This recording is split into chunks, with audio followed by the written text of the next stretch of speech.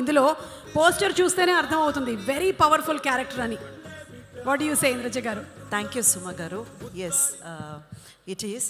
And ముందుగా విచ్చేసిన ప్రతి ఒక్కరికి నా ధన్యవాదాలు. అండ్ ఇందాక మన ప్రొడ్యూసర్ గారు గూడూరు నారాయణ రెడ్డి గారి గురించి చెప్పినప్పుడు సొమ్ము దమ్ము అన్నారు. వాటితో పాటు ఇలాంటి మూవీ తీయాలంటే గట్టి సంకల్పం కావాలి. ఎందుకంటే ఏంటి, ఏ ఒక్క విషయమైనా మనం ప్రారంభించినప్పుడు చాలా ఎనర్జెటిక్గా ఎంతూసియాసంతో ప్రారంభిస్తాం. కానీ వెళ్ళే కొద్దీ అంటే అది తీసుకునేటువంటి కాలక్రయం కానివ్వండి, లేకపోతే ఇంకా కొన్ని అడ్డంకులు పడతాయి.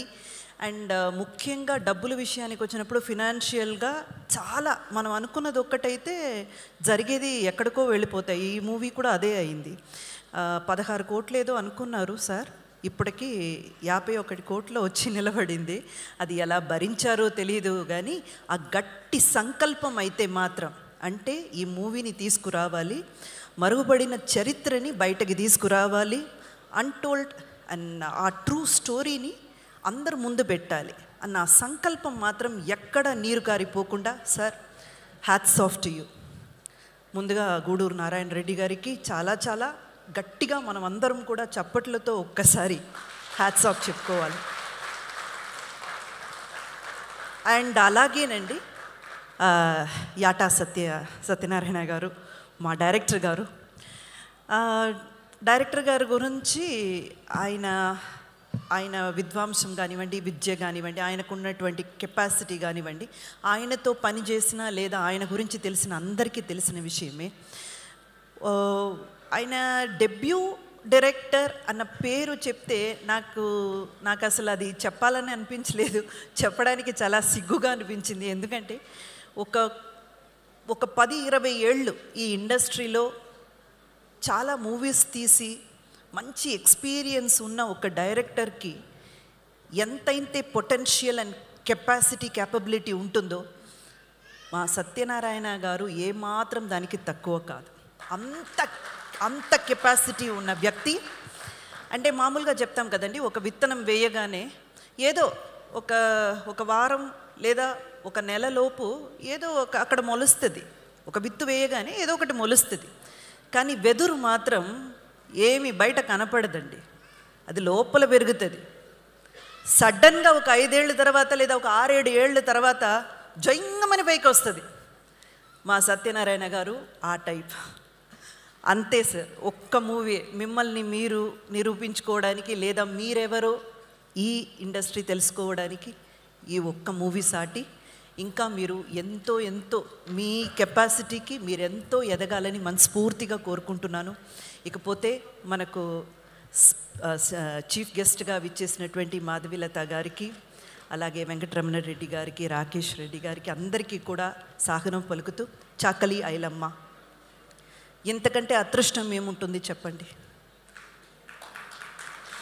ఆవిడ ఇక్కడ తెలంగాణ గడ్డ మీద కొన్ని ప్రాంతాల్లో కొన్ని ఇళ్ళల్లో పూజ చేస్తారు, ఆవిడ్ని పూజిస్తారు. అటువంటి ఒక మహిళామూర్తి. అండ్ ఆవిడ్ని ఒక వీరనారిగా, వీర మహిళగా చాలా గర్వంగా ప్రతి ఒక్కరూ కూడా గుండెల్లో పెట్టుకొని చూసుకుంటారు. అలాంటి ఒక క్యారెక్టర్ నాకు డైరెక్టర్ గారికి ఇవ్వాలని అనిపించడం, దానికి ప్రొడ్యూసర్ గారు యాక్సెప్ట్ చేయడం, ఎప్పటికీ మీకు రుణపడి ఉంటానండి. చాకలి ఐలమ్మ ఆ క్యారెక్టర్ నా కెరియర్లో it's a mile stone and ఎప్పటికీ కూడా గుర్తుండిపోయే ఒక క్యారెక్టర్గా నిలబడిపోతుంది. నేను కూడా నా వంతైన ప్రయత్నం చేశాను. అంటే డైరెక్టర్ ఎక్స్పెక్ట్ చేసిన దానికి 100కి 100% ఇవ్వాలని. రేపు ప్రేక్షకులు థియేటర్కి వెళ్ళి చూసి ఆ క్యారెక్టర్ని అభినందిస్తే, ఆ క్యారెక్టర్ని యాక్సెప్ట్ చేస్తే ఖచ్చితంగా నేను సక్సెస్ అయినట్టు.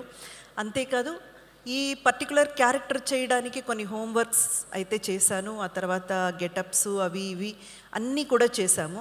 కానీ అంతకన్నా మించి ఒక విషయం ఏంటంటే, ఈ క్యారెక్టర్ చేసిన తర్వాత నాలో కూడా ఎక్కడో తెలియని ఒక చిన్న విషయం, చిన్న చేంజెస్ అయితే జరిగాయి. సాధారణంగా మనం ఏవైనా ఎక్కడైనా తప్పు చూస్తే లేదా ఎవరో ఏదో తప్పు చేస్తుంటే చెప్దామా వద్దా, ఎందుకులే అనవసరంగా గొడవలు అవుతాయేమో, మనం చెప్పి ఎందుకు చెడ్డ పేరు తెచ్చుకోవడం వద్దులే అని మనలో మనమే ఆలోచించుకుంటాం ఎక్కువగా. కానీ ఈ క్యారెక్టర్ చేసిన తర్వాత నాలో ఒక చిన్న మార్పు ఏంటంటే, తప్పు అని అనిపించింది కదా, చేసేవాడే ధైర్యంగా చేస్తున్నాడు, అడిగేదానికి నీకెందుకు సిగ్గు, అడిగే అన్నంత ధైర్యం నాలో వచ్చింది. మేబీ ఈ క్యారెక్టర్ వల్ల అయ్యి ఉండొచ్చు ఆ ప్రభావం. సో ఇంతకంటే మూవీ గురించి చాలామంది మాట్లాడారు. మార్చ్ 15న రిలీజ్ అవుతుంది, మీరందరూ తప్పకుండా చూడాలి. అండ్ మళ్ళీ ఒక్కసారి ప్రతి ఇంటర్వ్యూలో నేను చెప్పిన విషయమే మళ్ళీ ఒక్కసారి మీ అందరికీ గుర్తు చేయాలని అనుకుంటున్నాను. ఇది యాంటీ ముస్లిం మూవీ కాదండి, ముందు అది అందరూ తెలుసుకోవాలి. ఇది యాంటీ ముస్లిం మూవీ కాదు, ఇస్లాత్కి ఆపోజిట్ అయిన మూవీ అస్సలు కానే కాదు. ఎందుకంటే మా డైరెక్టర్ గారు కూడా చాలా నిజాయితీపరుడండి. ఆయన అసలు మూవీ తీసినప్పుడు ఎక్కడ కూడా ఆ నిజాన్ని దాచలేదు. ప్రతి ఇంటర్వ్యూలో ఆయన కూడా చెప్పుకుంటూనే వచ్చారు. 7 నవాబులు మన తెలంగాణ గడ్డ చూసుంటట్టయితే 6th నవాబు మెహబూబ్ అలీ ఖాన్ గారు ఆ ప్రాంతీయ జనాలకి, అంటే మన తెలంగాణ జనాలకి దేవుడి లెక్క. ఆ విషయం కూడా ఆయన చెప్పారు. ఆ తర్వాత వచ్చిన మీర్ ఉస్మాన్ అలీ ఖాన్, ఆయన వచ్చినప్పుడే అన్నీ మారిపోయాయి. ఆ విషయాలన్నీ మీరు మూవీలో చూస్తారు. సో నిజాలు ఏంటి, అప్పట్లో ఏం జరిగింది, హిస్టరీ రజాకర్లు పీరియడ్లో ఏం జరిగింది అన్నది చూపించే ప్రయత్నమే తప్ప ఇది ఏ మతానికి వ్యతిరేకంగానో లేదు ఎవరికి వ్యతిరేకంగానో ఎవరిని కించపరచాలనో బాధ పెట్టాలనో తీసిన మూవీ అయితే కాదు. సో తప్పకుండా అందరూ కూడా వచ్చి మార్చ్ 15న రజాకర్ మూవీని థియేటర్లో చూడాలని వేడుకుంటున్నాను. Thank you so much.